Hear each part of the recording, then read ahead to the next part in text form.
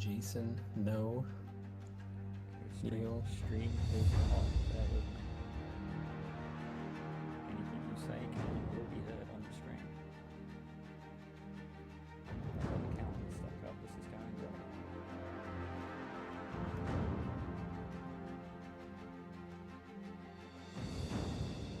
Okay.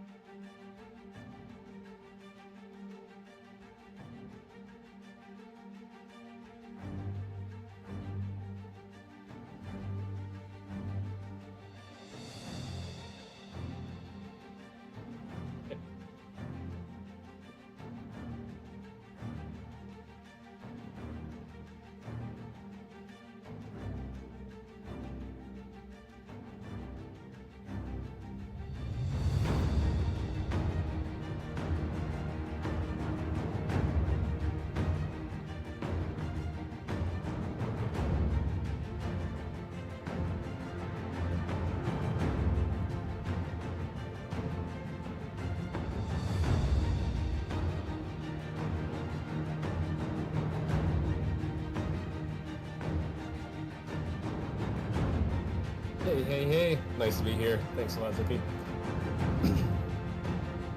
I guess Yeah, I'll give you the rundown. I play a lot of Gran Turismo, but I also do a lot of road racing here up in the Maritimes in Atlantic Canada. I run an E30 race car that I built. Been running that at Atlantic Motorsports Park. Won a few championships over the past couple years. I do autocross and an E46 M3, and I do music. Used to be a professional musician. So yeah, outside of just building race cars and living the dream on the weekend, that's about it. You have a note here that says I'm an OnlyFans model, and that is not correct, unfortunately. Maybe someday. But yeah, that's my story. A lot of racing in my history. So. Well, it is also my debut as a producer, and on the stream I've got a feeling you wouldn't have heard me just then, but that's okay. Let's take a quick look at the schedule for what you can look forward to in Apex this season 20, GT3. Yeah, looks like June 16th, 2024. Obviously, it's 2024. We're at Watkins Glen International here, and then 2023, or June 23rd, Algarve International Circuit Grand Prix, June 30th at the Nürburgring Grand Prix. So a few more dates after that. Daytona on July 7th. I love Daytona so much. Oh, absolutely. It is a fantastic track for sure. But it's definitely, as we have a look, there's 12 rounds, so we're not going to go into all of them. Looking at the second part of the season, I take a quick look. We got Fuji, Road America. Now, that is one of my favorite circuits. It's what I call one of the princess-approved tracks. And I was very lucky to do a 4-hour-ish endurance race there recently with a Nissan GT XP, which was supposed to be a 2-man race, but I admit I absolutely screwed up there. I registered for the wrong session, but it is what it is. But qualifying is just starting to come to an end, so what we're going to do is we're going to try and catch into that. Let's have a quick look here and see what's happening on track.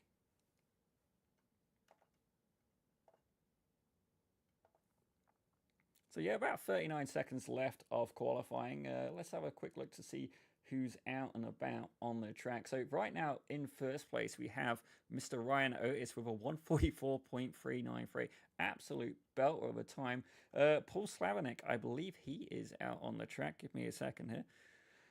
I'm going to try and hit the magic buttons. Again, debut outing as a producer. Thank you very much, iRacing. I'd like my hotkeys to work, please.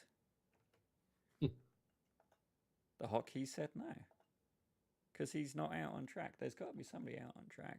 I don't think anyone's out on track. They've done their lap. They are having a drink of water, and they're getting ready for the green flag, man. All right, on that note, let's try and take a quick peek at the grid. Again, my apologies. This is a debut for me. It's a debut for Mike as well. I've directed absolutely 0 races so far. So let's take a quick look at this as I try and hide a couple of different things here. And take a look. Mike, take us through the first couple of people on the grid there, sir. Sure. On pole position there, Ryan Otis. Second would be Matthew Morhart. And forgive me, I am from Ohio. I can't pronounce my own name on a good day. And third, Paul Slavinik. And fourth, Chad. I'm just going to save myself there. That's a sweet last name, but I can't do it. Fifth, Austin Diltz. Sixth, Brian Limpt. Seventh, Kevin Mead. And eighth, Daniel McKelvey. I think that's how you say it. I don't have the cars pulled up here. I'd like to know what these guys are driving. And ninth, Brian Zen. And 10th, Mark Miller. 11th, Philip Adams. And 12th, Noel. Gonna give that one a pass. I'm sorry, Noel. 13th, Tony J. Phillips. 14th, Andrew McMurray. 15th, Corey Mitchell. And 16th, Fozzie Fazilo. 17th, Neil McDougall. Yeah, McDougall. Oh, man. Cincinnati Public Schools kids. Sorry. 18, Roman. And 19, Jameson Cusworth. 20th is Kelly Greeno. 21st, Austin Sams. 22nd, Vincent Wood. 23rd, Troy Banks. And coming up, and 24th is Russell. Yeah, okay. 25th is Sean. 26th, Chris Triber. 27th, Christopher Gargano. Man, this is bad. 28th, Curtis Driver. 29th, Bryson Lee. 30th is Tyler Rebb. And 31st, Aaron Law. Yeah, sweet. 32nd, Jason Guerra. Man, there's a lot of cars. Yeah, 33rd, wow. Morgan Smith. I'm just like, when's it in? 34th, Christopher Diaz. 35th, Ali Salim. 36th, Christopher Perez. And 37th, Ken Kruger. 38th, Michael Bond. And 39, Donald Menzing. And 39 cars. That's a grid, man. That is an absolutely huge grid, I've got to admit. Absolutely fantastic grid. I'm going to try and get a good view. It says the race is starting, yet I see nobody. What is the deal? I don't know, and I just want to apologize to every one of those people for me murdering your last name. Again, from Cincinnati originally, they didn't teach me a whole lot in terms of pronunciation. So looks like you got the screen up there, Dan. Yeah, my mouse is like out of sync for some reason, and my hotkeys are not playing the game. I'm not sure why. I'm doing all sorts of weird and magical things here, trying to get that to work. I have this beautiful thing called a Stream Deck, and it's great. Looks like they're going to go green. Is the safety car tucking in? That is indeed. I'm going to try and get you onto P1. Just give me 1 second here. There you go, Ryan Otis. And I will get the ticker back for you, sir. As they are green and they are off. Absolutely sending it down to turn 1 now. That Corvette at the front and the Mustang. They're going to be doing a special prize for anybody who competes this season. That there we go. Look at that. It's like we know what we're doing. We're certainly trying to make a good effort at least. But there we go. And we're even going to put the car up. Look at that. We're off and cooking. And right now we've got the biggest battle at the minute is Ryan Otis and Matthew Morhard. Only about a 10th of a second in it. And already Morhard trying to make a move as they head down into the bus stop. Absolutely sending it. And I have just also realized you guys are going to want the sound for the race. Here we go. That's been carnage! Oh no. Yeah, Matthew drops back now, just going past 10th. What a wreck. That was looking really, really good going into the bus stop. So Ryan Otis has got a 0.6 second lead now. Just behind him is Austin Diltz, 0.9 off the leader. So we got the Corvette in front, and then the Mustang in second, and then looks like a Camaro running there in third with Austin. So it's still a nice tight race in the front. It's really unfortunate Matthew had that, but that is racing, that is sim racing. Thankfully, you don't have to replace that car when you get home. You just reset it and try again on the next one. But I haven't done a whole lot of iRacing. I've done it a couple times with some Spec Miata stuff, but I know it is very difficult. The car feel, the tires do take some time to get up to temperature and such. So these guys on this first lap, they should be feeling pretty good by now. But big cluster of cars there in the back, probably in the 14th, 15th area. I don't know, Daniel, if you can see that. Looks like there's some stackage going on there. Well, I am going to try and show a quick replay of what happened to Matthew Morhard here. Forgive me, this is the first. You can see there a little bit of contact and gets absolutely collected by the field. Obliterated. That Corvette is definitely not just cosmetically challenged at that point, it is also mechanically challenged. Definitely not what he had in mind. And as we have a look through the race, it's given Ryan Otis a little bit of an opportunity to pull away now. But there is a battle happening right now for second place. It is a battle of the Mustangs. You've got Paul Slavinik. He's having a little bit of a battle there with Austin Diltz. Both choosing to drive that Mustang. I'm going to try and get a head-to-head up there for you. I'm going to try to anyway. I can't remember what the button is. The intention's there. I'll play with that. Why isn't this working? There we go. That's the button I'm looking for. So Mustang versus Mustang. We've got a Corvette out in front. I got to say, an absolutely mahoosive field. And it looks like there's action happening back in the 30th spot as well. I say that. That is, that's the 31 car of Tony J. Phillips. And it's fair to say, that's a 101. My apologies. 101 at Russell Elizondo. His Audi R8 absolutely beaten to a pulp. That left front wheel completely locked. I'm going to see if I can get a replay of that, see what happened. But oh man, as I look through my my event screen, it is absolutely lit up. I have got multiple red warnings. The thing is scrolling so fast. I see off tracks. I see driving slowly. Passes happening. Let's have a quick look to see what's going on here. Well, you put that many cars into a start like that, there's bound to be a whole lot of action, and it looks like we're seeing a bit of it here. Yeah, that was Chris Triber. So is that 29 Chris Triber, yeah, and the Mustang, and then I guess he made some contact there with the R8. Is that where the contact happened with the other one? No, here comes. Gone by. Yeah. I'm trying to find his name. Literally, the thing is scrolling so fast. Elidonzo. So we used to have a really large grid, and now how many cars do we have? 15 remaining. Oh, there it is. Oh! Wow. Wow. clean up an aisle 5. That is carbon fiber pudding right there. You could probably scrape that up and make a Pagani Zonda out of it if you wanted to. My gosh. So if any of the spectators at that part of the track wanted a souvenir, it's fair to say they'd get some. And I got to say, I do feel there for Russell Elizondo, the Yorkshire T equipped Audi R8 is definitely, it's a little bit short of a cuppa. But as I have a look back through the field, there is a huge train of battles going on right now. Corey Mitchell, he's leading that. He's got multiple people behind him. So that's the 12 of Corey Mitchell. Behind him, he's got McElvery, Cusworth, McMurray, Bykoff, Guerrero, Sanowski, Miller, all within like about 0.5 of a second. And then for Zillow, Greenhoe, and Austin Sams as well, all of them tied up. A huge train of these GT3 cars having a absolute battle. And Corey Mitchell, he's kind of dropped back from the pack a little bit. Ahead of him, you got Brian Zim and Philip Adams there. They're having a little bit of a scrap. Before that, you got a good gap of about 4 seconds. But realistically, the podium guys have run away. Corey Mitchell leading a train right now of about 8 or 9 cars. Yeah, you can see that. The split, oh my gosh, all the way down into, 15th basically. So, is that Corey making the pass, or Daniel making the pass onto Corey there?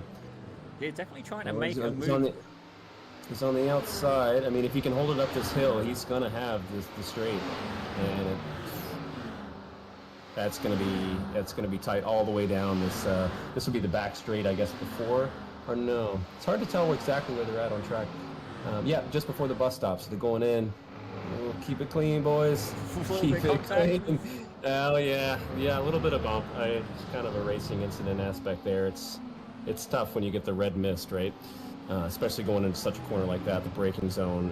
Everyone is waiting until the absolute last minute to get on the brakes, and you're just piling on the binders, turning in, and hoping somebody isn't there. But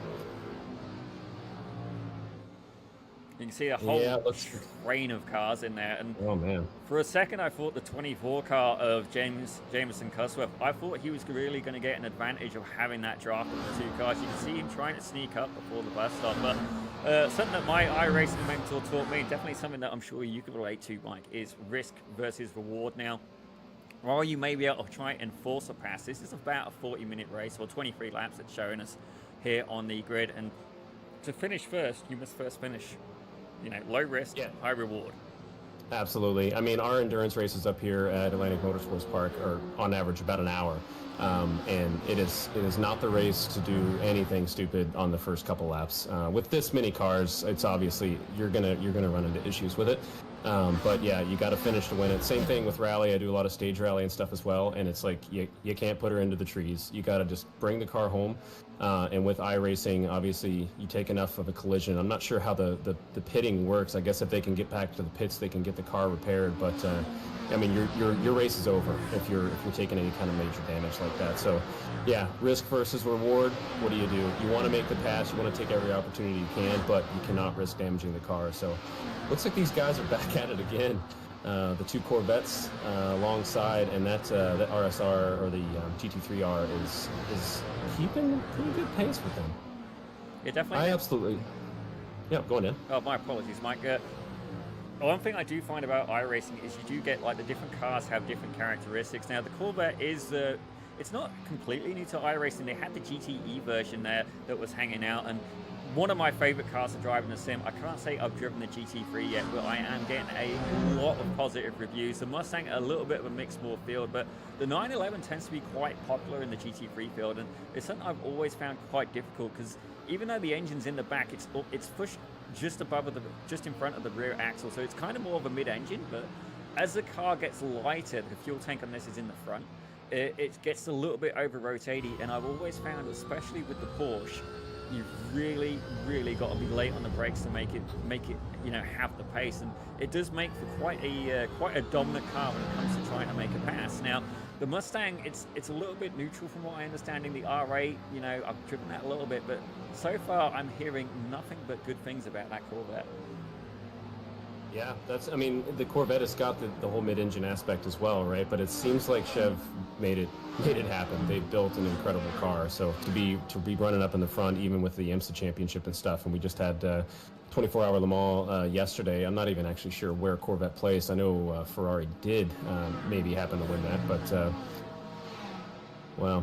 No, it's a good base. We'll see if we can find another cluster of some folks here.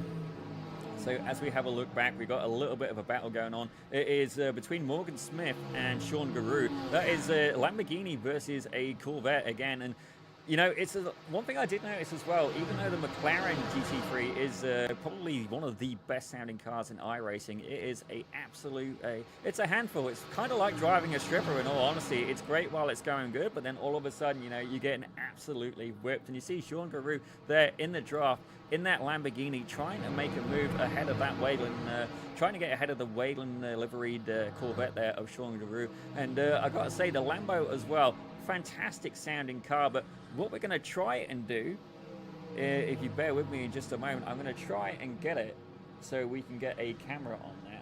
Oh, look at that. I just realized I have a camera function within my timing screen and I can't find it.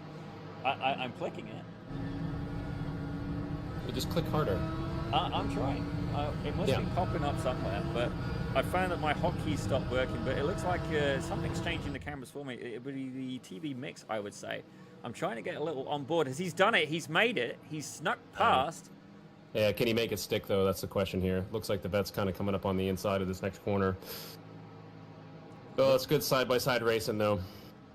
A little bit of the over-under action. As they head into this next one here, you can definitely get two cars around it. I was driving the Lamborghini GT3 in the Watkins 6 hour myself, taking a very, very wide line there. Thankfully, I don't think they'll get an off track, but some of the guys were lifting, and it was enough to shift the weight of the car and make it pitch slightly just so you could get around that second to last. So myself, I found I was having to apply a little bit of the brakes just to really force a little bit of weight on the nose as he's Sean Garou trying to make a move there into turn one.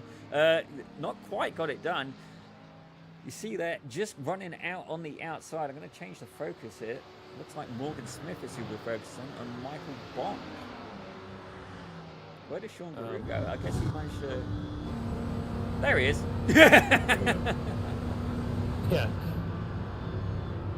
So we got Michael Bond, Sean Garou, and then it looks like Kent Kruger. So Kent Kruger, he is in the Ferrari, if I'm not mistaken. Yeah, and that's the thing too. These two guys battling the Vet and the Lamborghini, you know, they get the battle going. It's great. They're having fun, but they're also slowing their pace down, and that's when the cars from behind are going to creep up on you. So it's one thing to kind of be aware in endurance racing. You got a long race to go. If you choose to kind of, you know, go side by side for the whole lap and slow yourself down, you're going to be risk losing time overall in that race. So a lot of times you just got to try to get it done. Try not to slow both of you guys up. Just try to keep the pace moving. It's a tough game. It's a long game. I mean, 40 minutes, you know, we're not 12 hours of, you know, Sebring, and we're not 24 hours of Daytona. I mean, 40 minutes is 40 minutes, but I don't know how many of these guys have been in an actual race car for that long. It is tough. And even iRacing and any kind of sim stuff, you sit down more than 20, 30 minutes, you're feeling it. It's a lot of focus. So just, keep it clean and try not to slow yourself down, because those cars behind you will eventually catch up. 100%, and certainly myself, I've always favored the endurance races. You know, I find, you know, trying to beat your opponent, not just physically, like on the track, but mentally as well, try and psych them out. But I think that's what Chad Stanowski's going to have to try and do. He's hot on the heels of Roman Bykov, so that's the 13 versus the 12 car. And as we have a look, Audi versus, I'm focusing on the wrong car here. Yeah, Mustang, it looks like.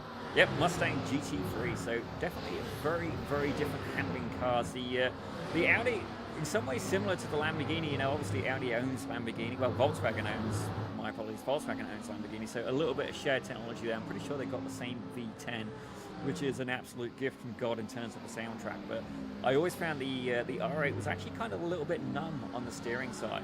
You know, just from my experience. But you know, again, if anybody wants to hand me the opportunity to drive any one of these cars for real life, by all means, please do. You know, send us a message at Pit Road Productions. I'm sure Mike Reese wouldn't say no to that either. What do you reckon, Mike? Out of all the cars on the grid right now, which would be the one you'd most want to get behind the wheel of? It's going to be the GT3 Porsche. I'm a Porsche fanboy. I've always been since I was a kid.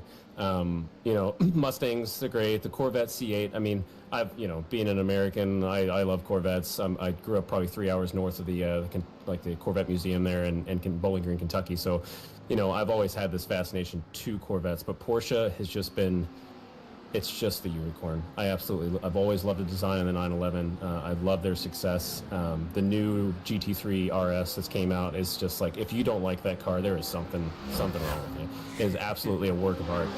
So yeah, I'm gonna have to go with the 911 on this. That's absolutely fair. I mean, I promised myself a box to rest by the time I'm 30. I'm now 33, so obviously that didn't quite work out, good intentions. But what we're going to try and do is get a onboard lap, and let's have a quick look now. We'll do a little bit of a recap over the standings right now. So in first place, you got Ryan Otis. We'll put the camera on him for just a moment. There you go. I did manage to find my camera thing. You guys probably saw it pop up on the stream very briefly there, but do we apologize for the field of view you guys are getting? Anybody who's a sim racing involved person, they will absolutely criticize this field of view, and that's okay. Usually I've got iRacing on 3 screens and still have a terrible field of view, but this is your race leader right now, Ryan Otis. He's got about a 2-second gap over Austin Dilts. Brian Zinn, he's fallen back as well, about 10 seconds off the leader. Kevin Mead, though, he's not far behind him. Let's actually go on board. There you go with Kevin Mead. He's trying to chase down Brian Zinn ahead of him, and it's one of those things, again, Corvette versus Corvette, but something we haven't mentioned about this series is it is open setup. So basically, Mike, obviously you're used to this. You set up the car, you tune the car, you get different characteristics, a little bit of oversteer, understeer, whichever takes your fancy. And that's something that these guys have as an option. And within iRacing, there's different providers, there's different, setup shops, as it were, who provide such a service. And some of the guys, they go that route, that's fair play. I am not a race engineer like a guy that we know, Mr. Lee Petitpart, Sensory Motorsport, world-class engineer. He's got to compete in stuff like Le Mans and Daytona, and lucky guy, can't fault him for that. But some of the guys will just go on the setup shop. Other guys will, they'll try it out. They find it, it's a bit too twitchy for them. They'll make a couple of adjustments. But something to think about when you got, Corvette versus Corvette. Are these guys running the same kind of setup? Absolutely. I mean, a lot of it comes down to driver preferences too, right? I mean, you can ask somebody, what are you running for front camber, toe in, where your compression and your damping and stuff set. And really, it doesn't matter what that other driver is set up at. It matters how you feel in the car.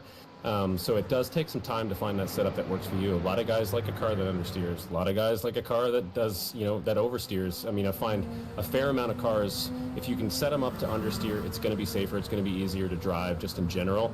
And if you can set it up to have a little bit of lift off oversteer mid-corner, you can kind of manipulate the car to do what you want. But again, it does take a lot of time. And if you go too far in the wrong direction, it's not good. Yeah, you can definitely end. I must admit, I was watching your video earlier, your coverage from the track series round 1, and I did see a few moments with that E30 BMW. It was maybe not as planted as you would have preferred. A little bit of oversteer. I mean, it looked absolutely fantastic for the camera, but potentially losing you a bit of time. But I've got to say, these guys here, obviously, there's a little bit more driving age in that. You see a little bit of a twitch there, some correction there from Mr. Kevin Mead there, trying to chase down Brian Zinn, ahead of him. You can see just in the distance. I believe that is 1.2 seconds. That must be a lap car. Race.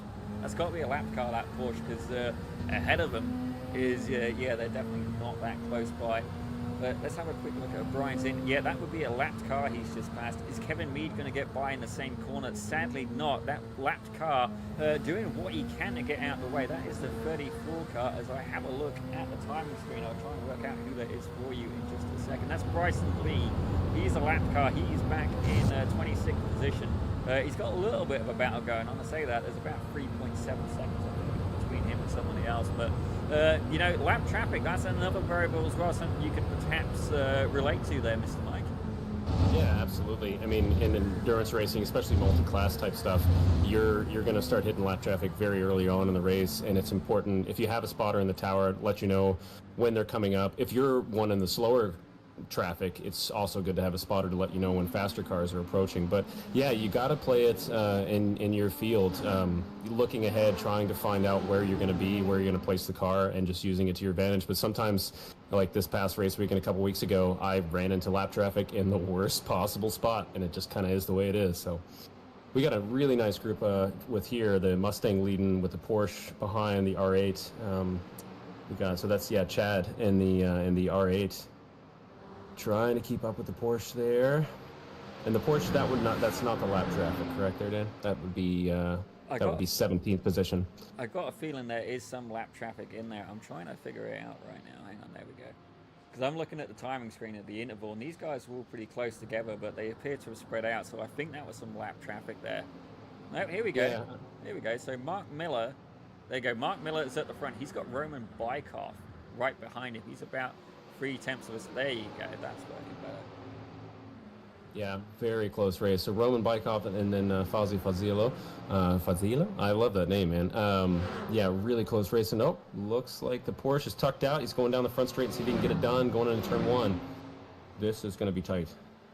Yeah. Definitely. Turn 1, you got to really, really get hard on the brakes. Don't get me wrong, there is that very, very generous, runoff area. But anything that you lose at that corner, you're going to lose it the whole way down the backstretch. And this whole pack of 4 cars, they definitely, they've spread out a little bit, not quite a lot.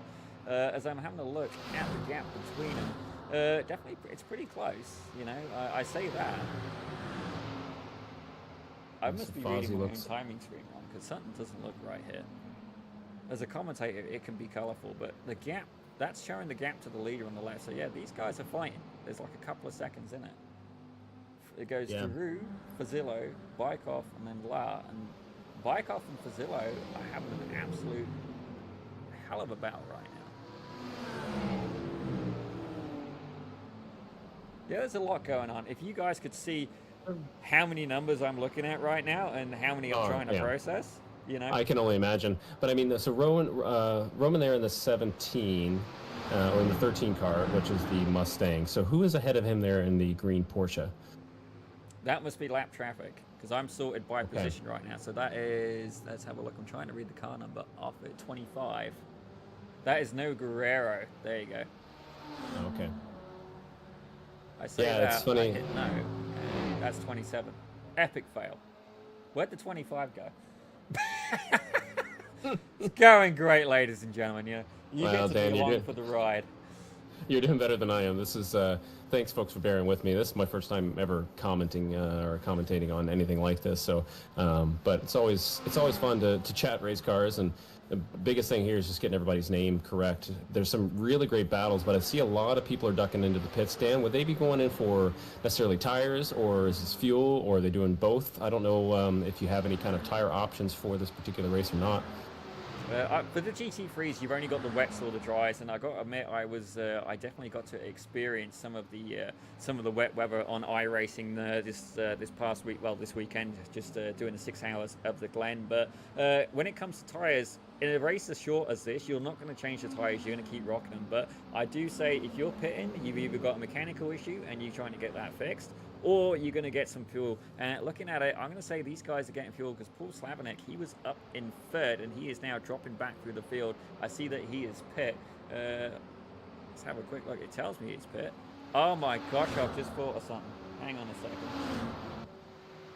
You got an epiphany there. Yeah, I don't think I was live for a portion of that. I think that may have been what was screwing the pooch there. I think we may have been my timing screen, and because we watched a replay. I wonder if that's what's done me in. Again, so we were just commentating on a replay for the past 20 minutes, maybe. Potentially. I got to admit as well, to have such an absolutely massive field. So don't get me wrong, we started with about a 36 car grid, and we still got 31 cars running. It's fair to say that's a lot going on. Now, as I look through my timing screen, I see a couple of battles. It looks like this one is what's going on. It looks like Daniel McKelvey. He is about a second back from Philip Adams. So there we go. Philip Adams is Corvette versus Corvette again. And I think these guys were going at it a little bit earlier. As I look at the gap, my timing screen says that McKelvey's a second back. My overlay says it's 3.5 seconds. So, fair to say that their right hand is potentially not shaking the left on that avenue. As I take a quick look, what's lighting up my Discord? Nothing important. Okay, good news. Good news. Adams, yeah, I'm seeing 1 second about. I mean, we're at lap 14 of 23, so I think a lot of folks have settled in. If they've had damage, they've had it fixed, and it's just, keep on the pace and keep the heat on the driver in front of you. A very good tactic in any kind of road racing is just stay on that driver in front. Push them to make a mistake and be ready to pounce on that mistake when it happens, right? And it can take like that right here, 35. Ouch. Phillip into the wall just out of the bus stop. Looks like he got bounced up there on the curbing and just lost the car into the barrier. So hoping he can get into the pits and recover it. But again, that's a tough break. That was looking to be a really nice race there for Phillip. Well, the good news is that these guys do have a fast repair enabled. Now, this is certainly something that we do wish we had at the real track. And basically, a fast repair means that your car will basically be restored to 100% health. And as I'm looking through the standings right now, quite a few drivers have used it. Certainly nobody certainly in the top 10. Paul Slavinek, he's the only guy who's used his fast repair, but we know he's been in the pits. But Phillip Adams, he's going to be okay. He still has that fast repair available to him. So, you know, even though the car is definitely, it's seen better days, you know, he will be able to recover that. As I'm seeing a little bit of activity, there you go. That's just a little bit of a pass going on within the pits. What about Roman Bykov? No, he's in a fight right now, and that is a fight with Kelly Greenhoe. So you got Kelly Greenhoe. He's in the BMW M4 GT3, and I've got to say, what an absolutely fantastic paint job on that car. I love the fact it's got so much personality, right? You're definitely going to not lose it in the parking lot. But Roman Bykov applying the pressure right now. Let's try and get an on board with him. Where's the button gone? There we go. See if we can get a little bit closer. Yeah, absolute beautiful livery on that. I remember when the M4 came out, or the new grille, and they were calling them kind of the chiclets with the design of the front grille on the new Beamers. But tell you what, it lasted about a month, and man, it grew on me. And especially when I started seeing these cars get dropped into IMSA and started seeing the deliveries from the BMW factory over to you know, the series.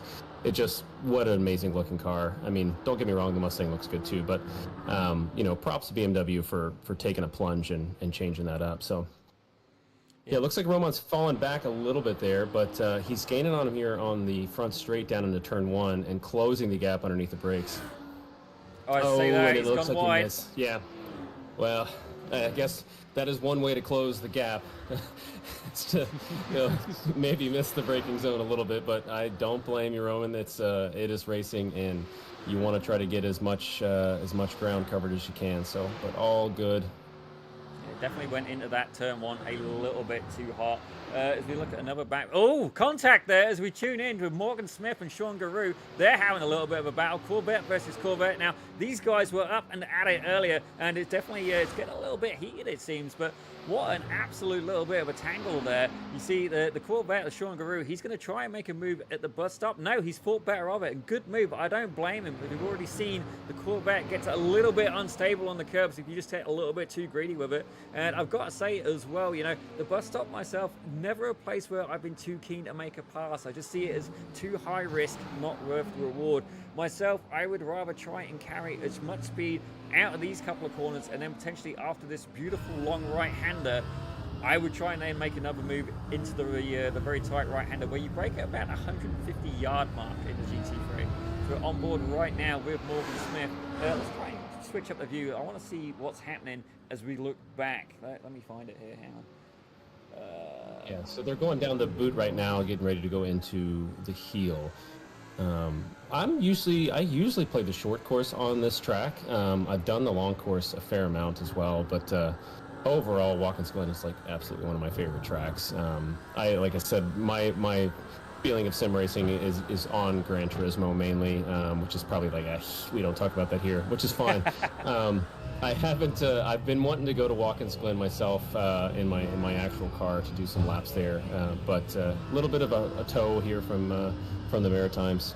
But when I was living in Boston, it's always somewhere I wanted to go. Been to Loudon, been to Whiskey Hill, Palmer Motorsports Park, but never Watkins Glen. Oh, the Mustang kind of turns in there and closes the door. Is that would be lap traffic, I believe. Yeah, just a little bit of a whoops for me there. Having 3 monitors, I'm trying to click all sorts of things, and it didn't quite work out for me. But that Mustang ahead, give me 1 second. I will try and tell you. So we're on board with Sean Garou right now. We're on board with Sean Garou, and that's the Lamborghini he's chasing ahead of him. That is Morgan Smith in the Lamborghini, and I'm not quite sure who's in the Mustang, but certainly, you know, if it is lap traffic, they're going to want him out of the way as soon as possible. But yeah, it looks like Morgan had a little shake up there coming out of the bus stop, and Sean really closed the gap here going down into the boot. We'll see what happens with the, it looks like it's a Mustang there in front of the Lambo. This is Yeah, this is really tight racing. I'm assuming that the GT3 Mustang is lap traffic, but you know they're all the same class of cars. This is still the Mustang's race, so there's no reason for him to to bow out of the way at this point. He can stay on the throttle and do his thing. It's his race. He paid the money. He's here to do it, right? So, but yeah, it's going to be interesting to see if Sean can make it happen on the Lamborghini. Going a little bit wide there on the exit, but all good. I'm assuming there's no track limits on this. Oh no, there's what I've been seeing. There's track limits, and I just managed to be able to confirm Christopher Gargano, he is indeed this is for position. He's not lap traffic. Our apologies there. Oh wow. So yeah, you can see why he's not handing that position over. That bright green Mustang is definitely trying to be as wide as possible, but he's going to be victim to the draft right now. You know, as we see there, Morgan Smith using everything he can to try and tuck up behind, has a little bit of a dive to the inside, thinks about it, and then decides better of it. What he needs to do is stay tight in that draft, because right now he's going to try and go side by side through the S's, and this is going to open up a potential drafting opportunity for Sean Garreau in the Corvette in the background there. And there's a Porsche behind him as well. That is Jameson Cosworth. He's going to hope that those guys fight and fight and fight, because the more that they do, the better they are going to be able to catch up. As you see there, they're going to try and go side by side through the bus stop. Sean Garreau hanging in the wings, hoping he can make position, but a little bit of a nudge. No, not quite. As Sean Garreau trying to go around the outside of Morgan Smith, not quite able to get it done. Christopher Gargano manages to hold on to 12th place. Wow, great stuff there. Yeah, Christopher, sorry about that. So previous lap, your entry into turn one, you absolutely closed the door on the Lamborghini. Wicked move, man. That is kind of what you got to do. Close the door when you can still shut it and their hands aren't in the doorway. That is the key here to not making any kind of bigger issues. But looks like the Morgan Smith is still pulling, and we'll see if he can get something done here. This would be. I guess would this be the bottom of the boot? Oh, going wide. Can they make it happen? See, this is the thing. Everyone is choked up there. The C8 in the back is just waiting, just breathing down their necks, waiting for somebody to make a move. This is where multiple passes can happen when you got two cars that are battling for it. And then when they both make a mistake or choke themselves up, this is when the Corvette has a chance to get in there. And this would be Sean driving the Z06. Going down the front straight here into one. See if the Lamborghini can make something happen going into one. We got a front row seat stuck into the inside. Nope. Backing out of it. Probably a good move. There you go. Wrong camera. Oh, good. Oh, he's pushing, so they're going to go up the hill through the S's. And this is, yeah, like you said, Dan, it's a tough space to, do you want to be alongside of them down this back straight, because you're losing the draft. So, I mean, Morgan makes a good move here of just staying in the draft behind the Mustang and trying to make something happen down on the bus stop. We'll see what he can do. On the brakes, late, up over the curb. Wow. Yeah. Great job of holding that car together. That is tough. Very, very easy to have something go wrong there. A little bit of a wiggle there from the Lamborghini of Morgan Smith, and you can just hear him just nudging. Oh, he's gone for a little bit of a dive. That was ambitious, I've got to admit. Full send mode on that one, Morgan Smith, but not quite able to get it done. Christopher Gargano absolutely shuts the door on him, and it's fair to say, you know, it was an opportunistic pass, but that has made it an opportunity there for Sean Garreau. He is absolutely capitalized on that, so now, instead of being the attacker, he's now going to have to be defensive. Morgan Smith absolutely under attack. Is Sean Garreau going to be able to get it done? He's decided against it for this corner, as you see there. They're going a little bit wide, and Sean Garreau, he's going to have to go the long way round, you know, trying to establish a line. Can he get an over-under maneuver done? A little bit of a wiggle there from the Lamborghini. Slight twitch from the Corvette as well. And one of my favorite things about this battle is the fact we have three different cars. We have almost, it's a bit like Earth, Wind, and Fire, I guess, you know. Which element is going to win in this scenario? Yeah. Absolutely. This is going on really well. I'm looking at the gap between 4th and 5th now with Paul Slavinik and Kevin Mead, and they're about 0.6 off of each other. Yeah, it's making...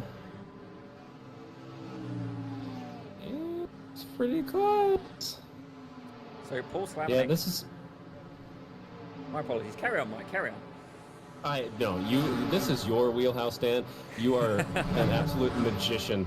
I absolutely love hearing you I could just pretty much sit here with the headphones on and listen to you talk these cars through a lap, man. It's amazing to hear what you can do. And I know you doing the director position, you got your hands full right now, buddy. So I'm happy to be here and help. But you go ahead and chat anytime, man. I'm just here to hang on for the ride.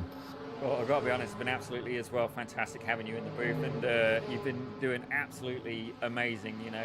And what's really good about this is Mike Reese, you know, he's one of the people who wanted me to go commentate the track series down at Atlantic Motorsport Park, and I put it off for a while. I didn't want to do it, and then I did it, and I'm like, oh my gosh, I'm so short of data and information.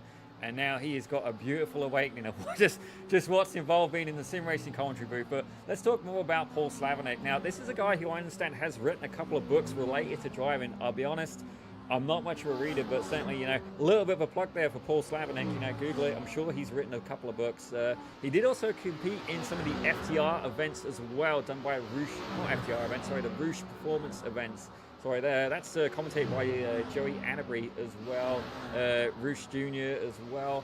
Good series there. That happens usually on a Wednesday night, not currently running. But as you see there, he's got the Roosh or Roush, depending on where you're from. What do you call that? Sunstrip. He's got the Sunstrip on there. But we saw him come out of the pits earlier, and obviously, as well, he's having a decent battle. But something we didn't talk about too much in this, and is, I wish it's some information that you'd be able to see there, Mike, but is iRating. And basically, iRacing is, you know, in theory, how fast you are. So if you do iRacing official races, if you win a race, you know, you generally get iRating depending on the strength of field. So say you win a race and like the iRating's like 1,000 and you're like 4,000, you're going to get very little, because in theory you should absolutely walk the dust for them. It's a bit like Michael Schumacher showing up and beating a kid, you know. Well, not physically, but, you know, them in go-karts or something, right? You know, the kids, that would be awkward. Basically, you know, it's kind of, you know, like taking a Formula 1 driver and, you know, honking him at A&P. I mean, we've got some great local talent, but, you know, Mr. Sebastian Vettel, I've got a feeling would be pretty quick around the track. But, you know, iRating doesn't really apply too much when it comes to league racing. So as I have a look at the top, you've got quite the variation. Ryan Otis, he's rocking about 5,400. 2,700 from Austin Dilts. Brian Zinn, he's 3,500, followed by 2,800. But then in fifth, Kevin Mead. That's somebody who you're watching. You know, we had a little bit of eyes on him. He's got about 1,900 iRating, so, you know, in some ways a little bit outclassed. But then as you have a look as well, Corey Mitchell. Now, this is a guy who actually runs a real Corvette. Sadly, not one of this variety, not the Z06. It's not the Z06 I'm thinking of. It's the generation I'm thinking of. He has like the previous generation before the C6. C6. Yeah, or C7 would be the previous generation. This would be the C8, the first gen mid-engine. I believe he has a C7 that is all track prepped, and this guy can drive for real. Often you can find him lingering around Circuit of the Americas. I believe they do Edge Addicts or something like that over there. But one thing we did forget to do is talk about the sponsors. We'll get to that. Let's have a little talk about sponsors, actually. So, Mike, give us a little bit of the information about the sponsors, if you would, sir. Yeah, absolutely. One of the first sponsors here I'm looking at is Apex Sim Racing for an immersive racing gear. They carry Q Controls, Momo, Monza Racing, Simunatic, OBP Motorsports, OMP. A lot of great stuff there from Apex Sim Racing. Full speed sim coaching, where your personal coach will make you a better sim racer. Blake's mission is to get a better understanding of sim racing fundamentals, take you to the next level. So really great to see that. Using visual guidance and telemetry analytics, and he caters to the novice and intermediate racers using iRacing and Assetto Corsa. GitGud Racing, with one-on-one coaching and self-directed course. GitGud Racing has what you need to improve your iRacing skills. Marion, and he is a 5K iRating driver, one of the top 1% iRacing drivers. In the end, his goal is to make you understand how you can self-coach yourself in the long run, giving you all the tools and making sure you can use them. And final sponsor, Racing Smarter with DRE, and that would be the Digital Racing Engineer. It's a premium spotter and crew chief with many additional benefits, built exclusively for iRacing. The best iRacing spotter, perfect for VR users, monitors your racing context, and alerts you. The crew chief with iRacing needs. So use your voice, your buttons to control over 400 commands, and get vital feedback from over 50 voice alerts. So absolutely awesome. Really, really great to have these sponsors on board. It's anybody that supports this type of online racing, real racing, you know, we absolutely appreciate it. This is a sport that I hope never goes away. as you know, environmental standards and stuff come down. Cars are getting harder and harder to race and more expensive. So it's that support has always really benefited. And with iRacing, this isn't a free sport either. This does take some time, so it's really great to see that support. Well, we're rejoining on board right now with Jameson Cusworth, you know, and he has managed to catch up to that four-way battle between him, Sean Garou, Christopher Gargano, and Morgan Smith. Now, Morgan Smith was able to make it past that Mustang. I'll be honest, I will try and find you a replay for that, but looking at the amount of action happening in this series, I think I'm going to have a difficult time. But right now, Christopher Gargano obviously not happy that he was passed by Morgan Smith. He's keen to try and get that position back. The gap currently about 0.3 of a second. So this four-way battle is definitely the closest action we've got going on track. I do see a little bit of a battle going on between Donald Mensing and Chris Schreiber back in 19th and 20th, and also Russell Elizondo and No Guerrero back in 21st and 22nd. But this is where the main action is happening right now. As I say that, Gargano has dropped back, and is he going to be under attack from Sean Garou? Now, the question is, he's there, he's in the draft. If Morgan Smith can pull away about a second, then he potentially, you know, can start to, you know, pull away from this pack of free cars. Jameson Cusworth, he's dropped back. He's about 1.2 seconds again. So he's going to be hoping that Gargano and Garou, they really have a good scrap. As you see here, Garou, he's been somebody we really had a lot of attention on tonight. Absolutely fantastic battling. And I've got to say as well, there's been a lot of clean racing as well. We haven't seen anybody having any particular unethical driving, you could say. No, I wouldn't say that at all. It's been very, you know, pulled back. It hasn't been super aggressive. I mean, outside of the demolition derby we had on the first lap, it's just been relatively clean for the remainder. And we're on our final lap now. Ryan Otis is still ahead by 8.2 seconds, 8.4 seconds above Austin Diltz. And yeah, we're back with this race here. Where were we there? I think it was between. I'm just trying to Paul work out what Daniel. Otis is. I mean, he's already in the pits. No? He's already popped the champagne. Yeah, he might as well be. So have a look. This is your race leader right now. This is Ryan Otis. He's on the final lap, and I believe he's going to come over for the checkered. I wanted to try and get a little bit of a shot. We didn't really focus much on our race leader tonight. Yep, that's right. Ryan Otis, your race winner in the Corvette Z06 GT3R, one of the new cars to iRacing. Coming up behind him, that's going to be Austin Diltz in the Mustang GT3.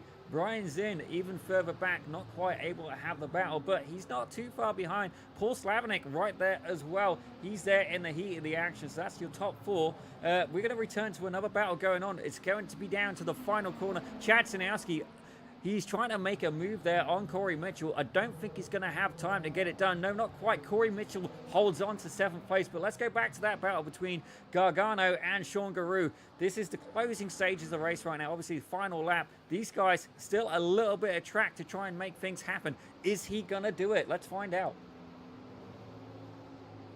Well, he's closing the gap on him, so we've got just a couple corners left. It's gonna be tight. I mean, unless somebody makes a gargantuan mistake here. Gargano. That was kind of a reference there. Sorry, it was bad. I tried. No, I don't know. Corvette coming in. He went for it. I give you props, man. Yeah, Sean Garou, great driving, and also Christopher there. Wonderful finish. Well, what a race that was, and I got to say, it was definitely pretty hectic here in the booth. A lot of information. I do also commentate another series as well, and I got to say, I have an insane amount of appreciation for our director at this point. There's normally a guy dedicated to doing that. And let's take a quick look at the results in just a second here. I got to get to the right screen, so let me just get rid of a few things here. There we go, get rid of that. That's the wrong button. Try again. Get rid of that. Where's the results button gone? Here we go. Results have not. There we go. They have populated. Look at that. Mike, do you want to take the first 10, sir? Yeah, I can, but I'm going to butcher some names. Ryan Otis, congratulations, man, on pole position and taking the race home, man. Great stuff. Second place, Austin Diltz, and third place, Brian Zinn. There's your podium, folks. Great job, guys. Coming up in fourth place, Paul Slavinik in the Ford Mustang GT, and in fifth place, Daniel McKelvey in the Z06 GT3. Sixth place, Kevin Mead in the Corvette Z06 GT3, and Corey Mitchell in seventh place, you guessed it, in a Corvette Z06 GT3. Eighth place, Chad Sosnowski in the Audi R8, and Mark Miller in 9th with the Porsche 911 GT3R, and in 10th place Kelly Greenhoe BMW M4 Chiclet GT3. Love those cars. So as we have a look at 11th, we got Roman Bykov. We saw a little bit of his action there tonight. He did absolutely fantastic, able to get the 11th place. Morgan Smith right behind him. So this was the freeway battle we can see for 12th, 13th, and 14th. You got Morgan Smith, Christopher Gargano, and Sean Deroux. Jameson Cusworth right behind him. That was a definitely a absolutely fantastic four-way battle. Thank you very much for providing us with that amazing racing entertainment. I've lost my button. There we go. Followed by Aaron Lahr, Kent Kruger. That's one of the league admins as well. Definitely do not crash into that guy. Donald Mansing, Chris Schreiber, and Russell Elizondo. We saw his Audi earlier have a little bit of a incident there. As we have a look at 21st, Mike, take it away.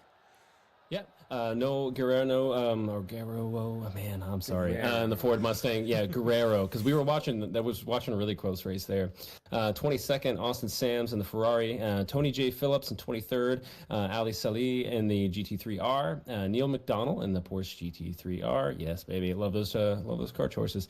Curtis Treiber in 26th, 27th be Matthew Mordhart, and 28th Fazi Fazilo, 29th Philip Adams, and 30th Bryson Lee. So this doesn't include a few of the cars that were, I guess, out. Or no, it does. I guess the 26th. And then we've got the guys that probably banged up a few too many fenders there at the beginning. So Andrew McMurray in 31st, Michael Bond in 32nd, Tyler Rabe 33, 34 Troy Banks, and 35 Winston Wood in the M4 GT3, 36 Brian Lempt, and 37 Christopher Diaz. Yeah, I got it. 38 Jason Guerra, and 39 Christopher Perez, like Checo Perez. A little bit of a whoops there. Hang on, let me get rid of that. There we go. All right, so that was the results, ladies and gentlemen, and I do believe we've been able to catch up with Austin Diltz. Now, Austin, how was your race? Tell us a little bit about how it went for you. It went really well. I think I got really lucky, especially on that first lap, dodging a couple of the accidents around me. Able to just kind of put my head down and get going. Well, definitely, it's good. It looked like you had a little bit of a chance with Otis near the start, but he kind of, he absolutely ran away. But choosing to drive the Mustang GT3, that's one of the new cars to the sim. Tell us a little bit about how you found the car so far. I'm loving the car so far. The only thing that I've found is that once the tires start to heat up, it's really a handful to keep straight.